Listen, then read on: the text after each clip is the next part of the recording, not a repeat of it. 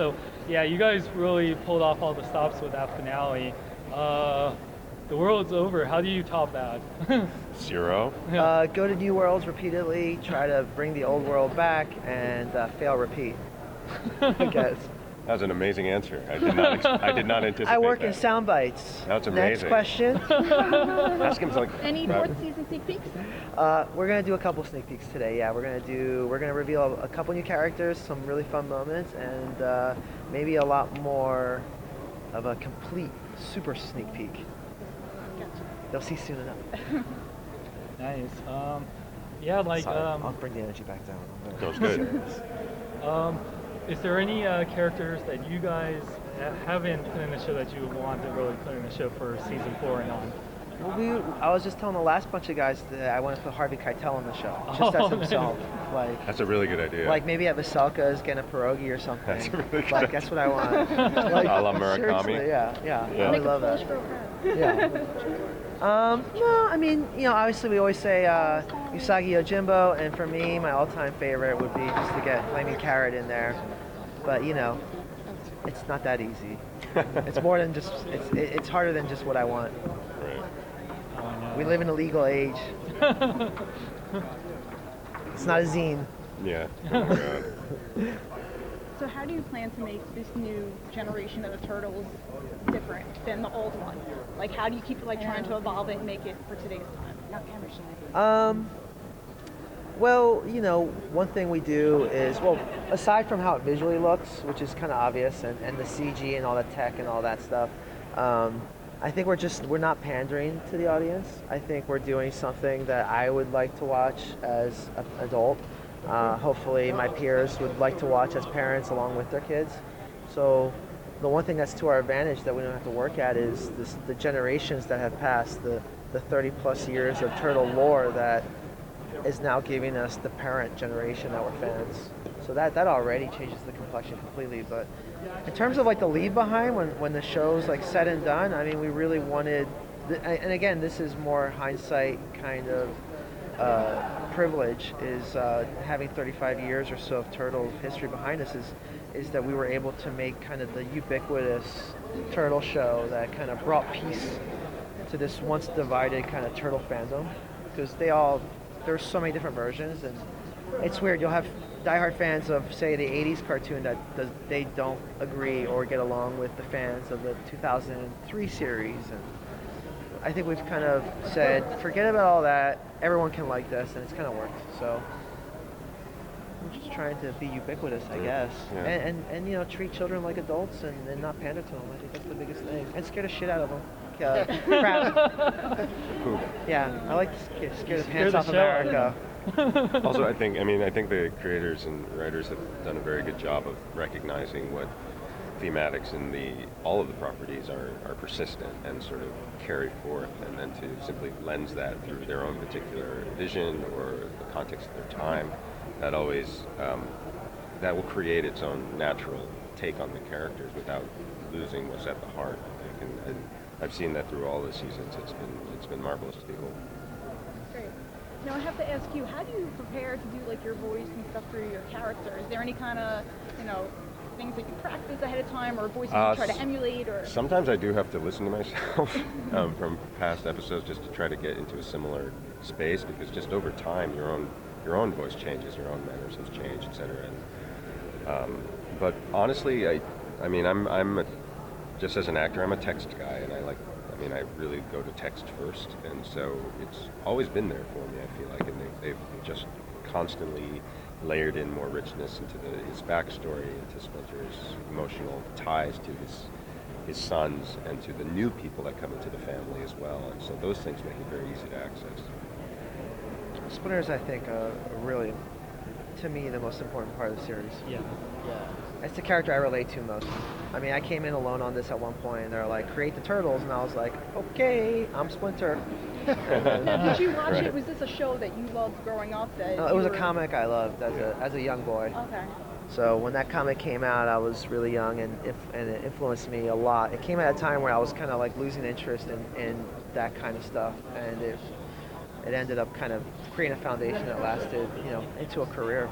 So the cartoon, the '80s cartoon when it came out, it's not fair for me to say I didn't like it. It was just so different from what I loved about the comic. They were Yeah. two completely, they're polar opposites almost. That speaks to that fragmentation you were talking about. Yeah, Too. there's that too. Yeah. Yeah. So like, yeah, now having this like, looking back on that old series nostalgically, I can like it a lot more as an adult, and so I've been able to layer that into this show. That to me is the first influence on this series is more the old comic. So it's all coming Yeah. together.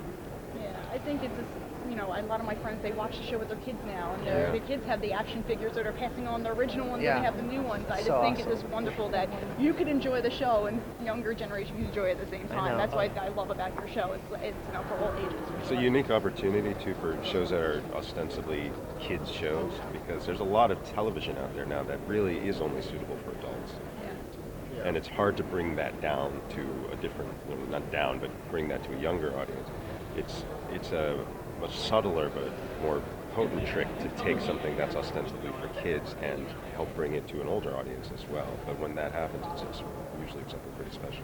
TV's become so cinematic, like Yeah. whether it's HBO created it or Showtime shows Yeah. or now the web, like these kind of Netflix shows, that there's almost such an event for Yeah. adults. Like I can't wait for the new Walking Yeah. Dead or something, Yes. and to be able to do something like that and to treat it with that, to usher something in that well, like for kids, Yeah. that's kind of what we try to do with Turtles. And then parents end up liking it because you're putting that extra effort into it. And tell me more about Nito, where everyone can become their favorite Nick characters. They have like a whole event for that this weekend. What? What's this? I don't know anything about this. Well, It's called what? I It's our don't- animation movement. That's cool. yeah. I was like, oh no, did I say it wrong? Martina, no. No, I don't think they're aware of it. Oh, okay. but yeah. Now you know. Yeah. It's Yeah, now That's cool. I want to go. Yeah. Tell me about it. This is why they didn't tell us. Yeah. They're like, Holy crap! we can't have these people distracted. You know what they're like. Nagla Sharma, BQE Newspapers Hi. Company. I have one question. Will the con be taking over New York Comic Con? With a who? They won't be taking off. They won't be taking over New York Comic Con because we killed them all. Oh. Gone. Resurrections, I know you're booked for a 5th season. Uh-huh. That's why I thought maybe Yeah, no. something crazy would happen in theme, in line. Well, our 4th season is we're gonna deal with all that in season 4. Season 5 is crazy. I mean, we got greenlit for season 5. I don't think we're allowed to be able to talk about it just yet, but that's after the after. I mean, it's gonna be our swan song. I think it's gonna be great. And is it weird to see this show in 3D now, like seeing how primitive the animation was before? Yeah, I mean, I've always I wanted to make the show in 2D, and I think Nick primarily, like at that time when it was 6 years ago, was like, no, it has to be CG, and I thought that was kind of smart. It was a way for them to go, let's differentiate ourselves.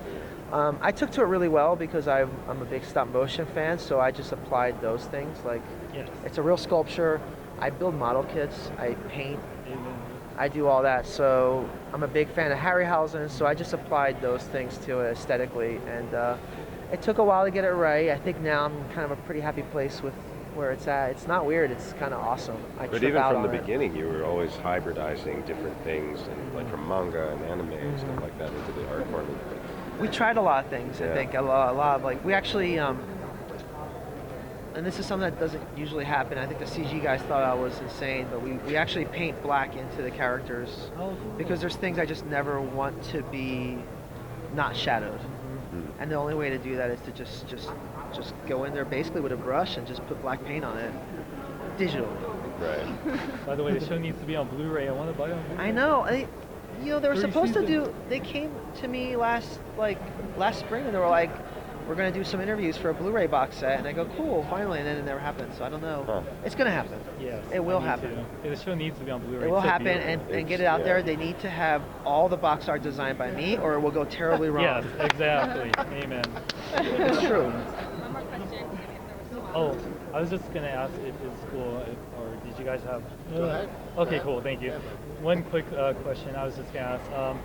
Going back to the toys, would you guys have so many cool toys now from Playmates? Do you own any, like especially of your character, like what's familiar? I have a few things, but I'm actually kind of I'm one of those people that's been carefully trying to devoid myself of stuff for a little while because I had feel a ya. gigantic stockpile of Too much. things, and so and plus with my work, I'm often moving, and Yeah, so yeah. it doesn't behoove me to have a lot of stuff. But I had a couple of things that I keep close. I have a splinter keychain that I keep with me at all times.